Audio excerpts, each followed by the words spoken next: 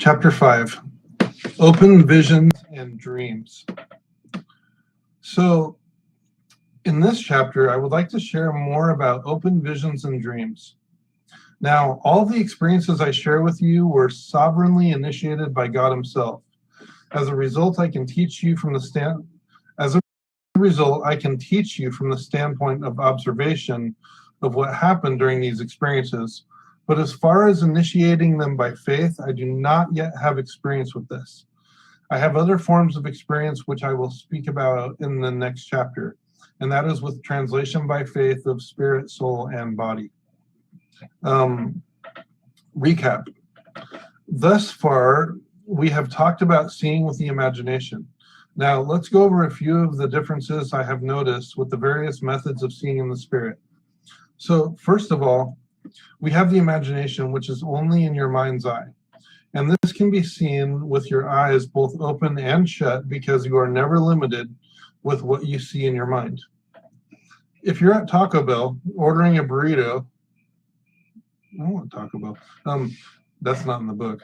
You are seeing the menu, deciding what else to order.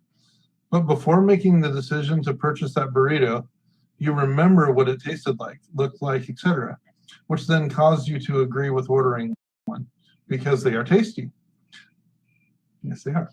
But you only knew that from viewing a memory with various senses attached to it within your imagination.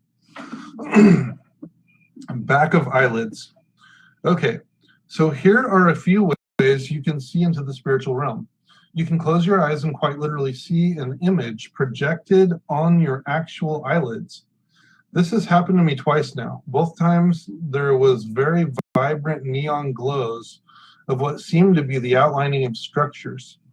I could tell what those structures were, and I could see movement of other structures darting around. But one might think about the lights and colors you can see when you physically press into your eyes, or perhaps when you stare at a bright light, and you see a floating residue of light in the air or with your eyes closed. That is not what this is. It's like a laser light show projected on the back of your eyes, your eyelids. And since you can see the structures, for example, I saw a house, and I also saw what looked like fish moving and flying into that house. It was so strange. One experience I saw up close, and in the other experience thus far, there seemed to be a great distance. Now, this was all on the back of my eyelids. So if I opened my eyes, I would no longer see it. And if I looked inside my imagination, I would no longer see it. The concept of being drawn in. Now, sometimes when you're reading a book or watching a movie, when you first start out, you will be aware of the entire room and all its surroundings, and either be staring down at the book or looking at the television screen. What you will notice after a few moments is the feeling of being drawn in, at which time your awareness shifts to only the content of the book you are reading or the movie you are watching. All the other surroundings seem to somehow fade away. This concept is an example of how the instantaneous transition feels when you are moving from one place to another. You look at the pages of the book, and then you literally go inside the book. You look at the movie screen, and then you move inside the movie. Likewise, if you are looking within your imagination, you can also literally go into the imagination, which is the gateway into the spiritual realm. In each of these examples, you move from being aware of all the surroundings around you to losing awareness of those surroundings as you merge directly inside of what you were deeply focused upon. Paradise. Okay, so I felt it was important to explain the likeness of being drawn into something because that is exactly what happened to me with this experience I'm about to share with you. This was many years ago when I was in my early teens during my days of seeking the Lord. Here's what happened.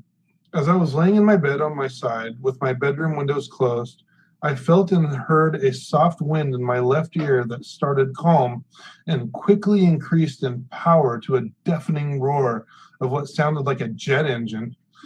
To this day, it reminds me of the wind that happened at Pentecost in the book of Acts. At this time, the environment changed as my spiritual eyes were opened so that I was looking into what must have been a portal. The distance between the portal and my bed were almost right next to each other. But when my spiritual eyes were opened, I felt the feelings of being drawn in. Like at first I was looking at my bedroom wall, and then without a single blink, I was staring into this portal. So I was on my bed, and when I got up off my bed, I was immediately in front of the portal, still in my room, looking through the portal into a narrow hallway. At the end of the hallway was a closed door. The hallway itself was about 5 feet wide, 10 feet high, and 30 feet long. There was nothing special about the wall to the left. It was just plain white. The wall on my right, however, was not a wall. Instead, it was a huge piece of glass that filled the width and height of the wall. Please remember, at this time, I was only looking inside the portal.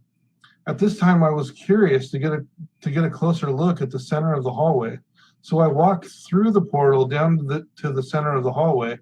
I then turned to look to my right, and I could still see my bed about 15 feet away from the portal. Let me tell you, that was a strange sight to see.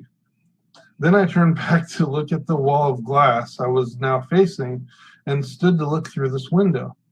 I discovered this room was built into the side of a high mountain.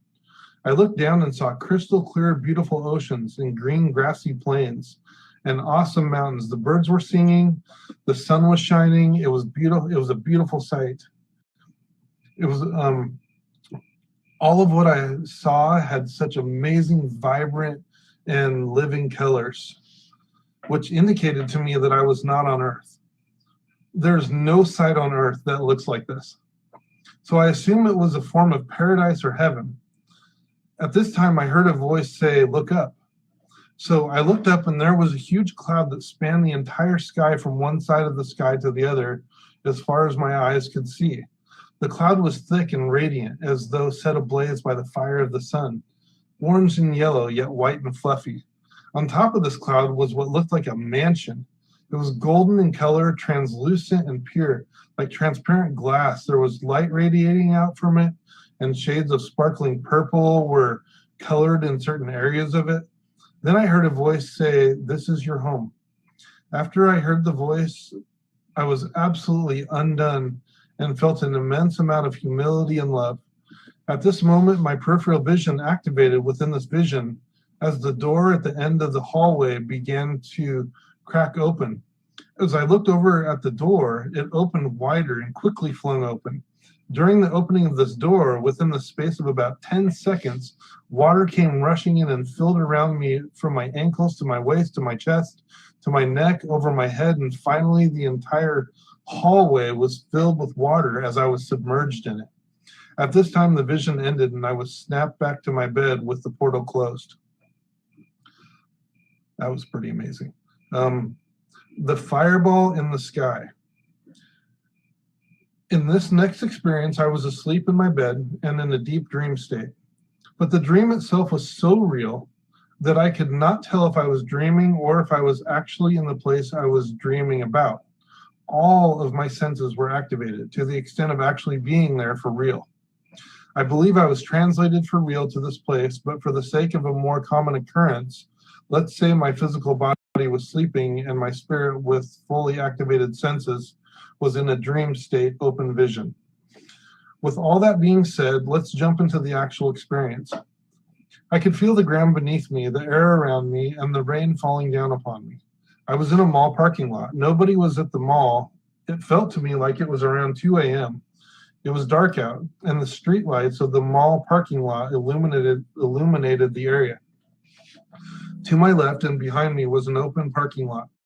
In front of me and to my right, I could see the actual mall.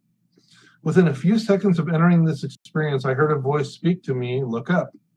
So I looked up, and there in the sky was a huge fireball. It must have been about the size of a car. I then heard the voice speak again, saying, "Stretch out your arm." I stretched out my arm, and immediately my arm connected to this fireball. It was like an extension of my arm. The extension was likened to a long wooden dowel connected between my arm and the fireball. As the fireball was coming down, I decided to move my arm, and the fireball would respond to my exact movement. There seemed to be a rule in place, though, because I could not cause the fireball to go back up, but only left and right as it continued to fall closer to the ground. As it very quickly approached the ground, I did not have much time to think, and so I decided to see what would happen before impact if I took and swiftly moved my right arm that was suspended in the air in a quick diagonal slicing motion across my chest to my waist, followed by a sharp snapping movement of my arm fully extending from close to my hip all the way to an elbow locked position with my palm down. And in the space of what felt like the space of a split second, the fireball, instead of hitting the ground, precisely followed my movement and slammed into a window of the mall, causing it to shatter with a deafening crash.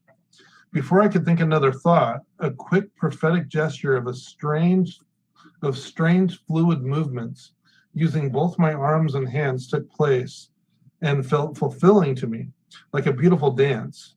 At the end of this super quick arm and hand gesture, the window immediately was returned back to normal, as though nothing ever happened. It was like time was rewound, because when the window repaired, I saw the shards in every smallest piece of glass return with exact precision in a fast animated state back to its original form. Now, I had no idea what was going on. My arms were moving by themselves. I was just trying to keep up with everything. And before I got somewhat of a grip on what was happening, everything was already done. I was given just a couple more seconds within the vision to reflect, and moments later, I woke up from my dream.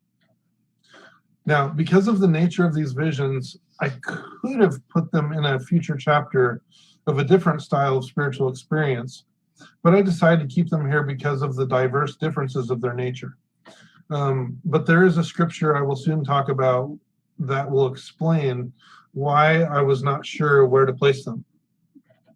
Okay, so in this chapter, my intention was to help increase your understandings on the different types of spiritual experiences with this particular focus. And again, please note that these experiences were sovereignly initiated by the Lord, and as a result, I am not sure how to teach practicing them. So I indeed concentrated on observation of what happened to add to what we have been putting together thus far. There is a chapter that will teach more on how to initiate an experience similar to this, but it's not the same. So I don't feel I can claim what I plan to teach as an exact tie-in to these experiences. In the next chapter, I plan to focus on being able to see into the spiritual realm using your physical eyes. And I have many techniques to do so for that type of sight. All right, so I now invite you to go ahead and turn the page, and I'll see you there.